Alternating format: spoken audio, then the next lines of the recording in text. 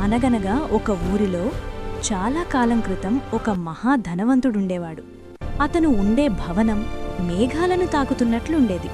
అతను ధరించే బట్టలు మేలిరకపు పట్టుతో బంగారు తీగలతో నేసినవి. రోజూ అతని ఇంట్లో వందల రకాల పిండి వంటలతో విందులు జరిగేవి. కాని అతని మనసు మాత్రం రాతికన్నా కఠినంగా ఉండేది. అదే భవనం సింహద్వారం పక్కన ఒక చిరిగిపోయిన పాత గుడ్డమీద లాజరు అనే ఒక పేదవాడు పడుకుని ఉండేవాడు. లాజరు ఒళ్లంతా గాయాలతో ఉండేది. కనీసం ఆ ధనవంతుడి పళ్ళెన్నుండి పడే మెతుకులు దొరికినా చాలు అనుకునేవాడు. కాని ఆ ధనవంతుడు కనీసం తన కనురెప్ప ఎట్టికూడా లాజరును చూసేవాడు కాదు.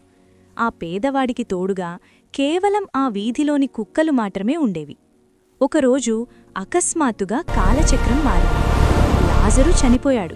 కాని చిత్రమేమిటంటే ఆకాశం నుండి మెరిసిపోయే రెక్కలున్న దేవదూతలు దిగివచ్చారు.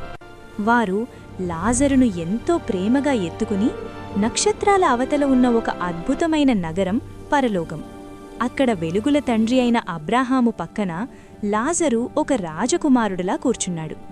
కొద్ది రోజులకే ఆ ధనవంతుడు కూడా చనిపోయాడు. అతనికి భూమిమీద ఊరేగింపులు, గొప్ప సమాధి కట్టారు. కాని అతని ఆత్మ మాత్రం చీకటి నిండిన మంటలు మండుతున్న ఒక భయంకరమైన పాతాళలోకంలో పడిపోయింది. నరకంలో దాహంతో అలమటిస్తున్న ధనవంతుడు ఒక్కసారి పైకి చూశాడు. అక్కర మేఘాలపైన వెలుగుల లోకంలో లాజరు హాయిగా ఉండటం చూసి ఆశ్చర్యపోయాడు. ధనవంతుడు గట్టిగా అరిచాడు, "ఓ అబ్రహాము తండ్రి, నాకు ఒక్క చుక్క నీరిప్పించు. లాజరును పంపి అతని వేలికొనతో నా నాలుకను తడపమని చెప్పు. ఈ మంటలు నేను భరించలేకపోతున్నాను." అప్పుడు అబ్రహాము చాలా శాంతంగా ఇలా అన్నాడు, "ప్రియమైనవాడా, భూమిమీద ఉన్నప్పుడు నీకు అన్ని సుఖాలు దొరికాయి. అప్పుడు నువ్వు ఏ రోజూ ఎదుటివారి గురించి ఆలోచించలేదు. లాజరు మాత్రం కష్టాలు పడ్డాడు. ఇప్పుడతనిక్కడ సంతోషంగా ఉన్నాడు.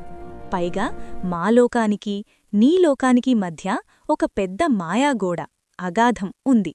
ఎవరూ ఇటునుండి అటూ, అటునుండి ఇటూ రాలేరు." ధనవంతుడికి తన తప్పు తెలిసొచ్చింది. "అయితే లాజరును ఒక్కసారి భూమిమీదకు పంపించు. నా తమ్ముళ్ళు 5 ఉన్నారు. వారు కూడా నాలాగే తప్పులు చేసి ఈ చీకటి లోకానికి రాకుండా లాజరు హెచ్చరిస్తాడు" అని వేడుకున్నాడు. దానికి అబ్రాహాము నవ్వుతూ, "భూమిమీద ఇప్పటికీ మంచి మాటలు చెప్పే జ్ఞానులు, గ్రంథాలు ఉన్నాయి. వాటిని విననివారు చనిపోయినవారు తిరిగి వెళ్లి చెప్పినా నమ్మరు" అని చెప్పాడు. Thanks for watching. Please subscribe my channel.